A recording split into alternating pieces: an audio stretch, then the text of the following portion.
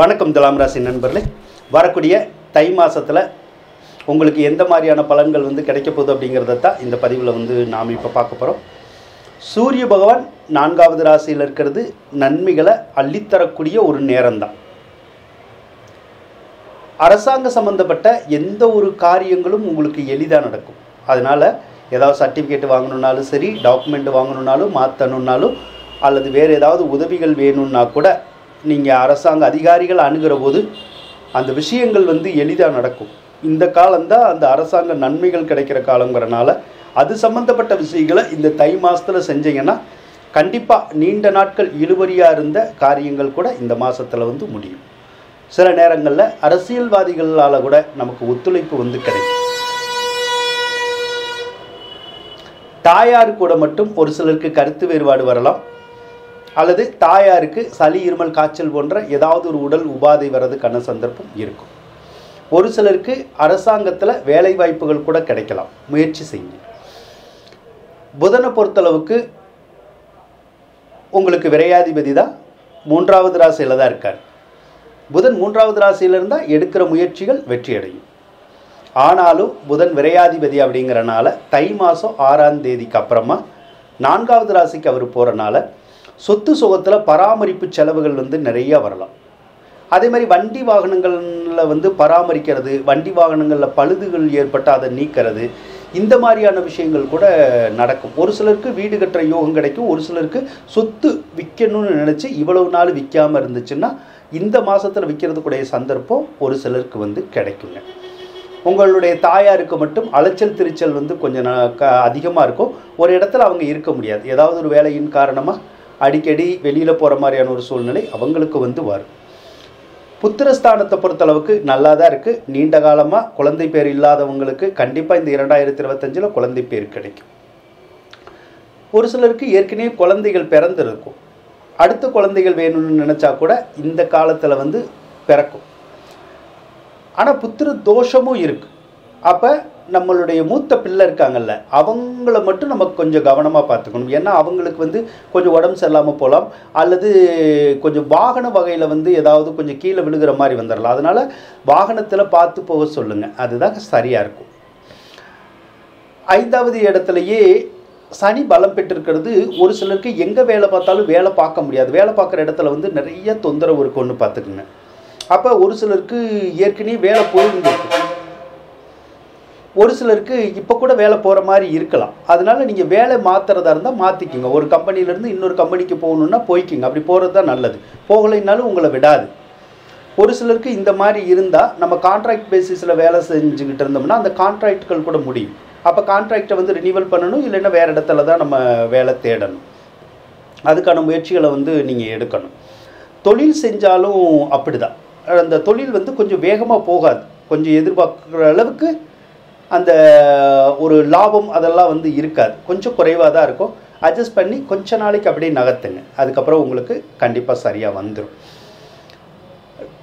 சுக்கிரன் வேற உங்களுக்கு 5வது ராசியில் இருக்கார். கலைத்துறையில் இருக்கிறவங்களுக்கு நல்ல யோகங்களை அந்த சுக்கிரன் கொடுப்பார். தை மாதம் 15ஆம் தேதி சுக்கிர பகவான் 6வது ராசிக்கு போயிடுவார்.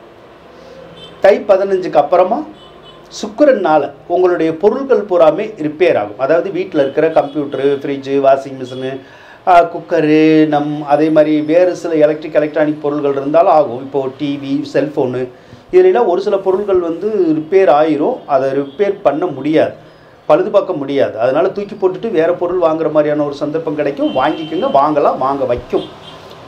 ஒரு சிலருக்கு பழைய பொருள்களவே பழுது நீக்கி பயன்படுத்தக்கூடிய ஒரு சந்தர்ப்பமும் இருக்கும். அந்த வேலையும் நீங்கள் தாராளமாக செய்யலாம். 6வது இடத்துல ராகு இருக்கிறது. ஒரு சிலருக்கு கடன் காட்சிகளை நீக்கியும் விடும். ஒரு சிலருக்கு கடன் காட்சிகளை உருவாக்கி கூட விடும். ஒரு சிலருக்கு ஏதாவது ஒரு நோய் நொடிகள் வரும். ஒன்று வயிற்று வலி வரலாம், அல்லது அல்சர் கம்ப்ளைண்ட் மாதிரி ஏதாவது ஒரு சிலருக்கு வரலாம். அதே போல் சிலருக்கு இந்த முழங்கால் வலி, முதுகு வலி சொல்கிறோம்ல, அந்த மாதிரி கூட வர்றதுக்குடைய சந்தர்ப்பம் இருக்குது. அதே போல் கேது பகவானை பொறுத்தளவுக்கு 12வது ராசியில் இருக்கார். உங்கள் வீட்டில் யாருக்காவது மருத்துவ செலவுகள் வரலாம். அதே மாதிரி நிறைய அலைச்சல் இருக்கும். உங்களுக்கு சரிவர தூங்க முடியாது உங்களால். இந்த பிரச்சனை ஏப்ரல் வரைக்கும் தான் இருக்கும். அதுக்கப்புறம் உங்களுக்கு நல்ல தூக்கம் வரும். அந்த அலைச்சல் திருச்சல் அதெல்லாம் இருக்கிறதுக்கான சந்தர்ப்பம் இருக்காது. செவ்வாய் பகவானை பொறுத்தளவுக்கு உங்களுக்கு 10வது ராசியில் தான் இருக்கார். பொதுவாக 10வது ராசியில் செவ்வாய் இருந்துச்சுன்னா கர்ம யோகம் ஏற்படும்.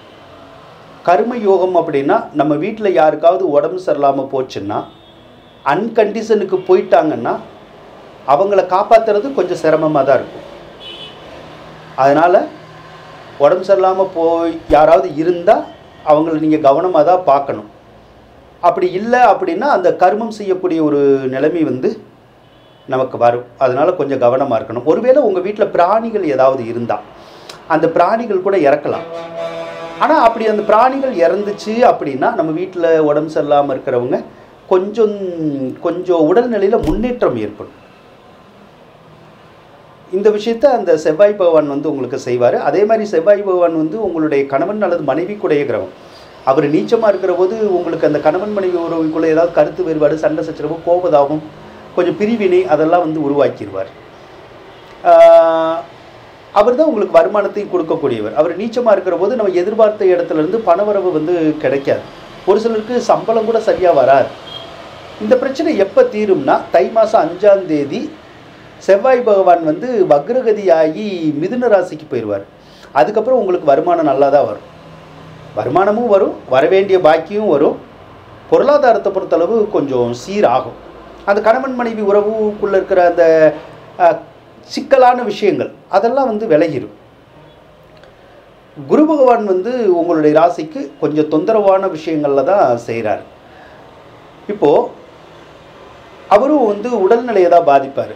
அப்போ ஏதாவது ஒரு வகையில் உங்களுக்கு நோய் நொடிகளை குருவும் கொடுக்கணும்னு இருப்பார். அப்போ ஒன்று உங்களுக்கு நோய் நொடிகளை கொடுக்கலாம், இல்லைன்னா உங்கள் வீட்டில் இருக்கவங்களுக்கு கூட யாருக்காவது அந்த நோய் நொடிகள் வந்துடும்.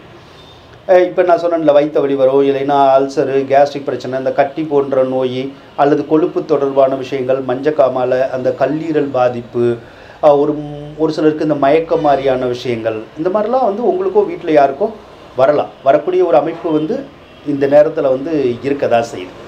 அதே மாதிரி வாகனத்தில் கூட நீங்கள் பார்த்து தான் போகணும். ஏன்னா வாகனத்தில் இருந்து கூட ஒரு சிலர் கீழே விழுந்துருவாங்க.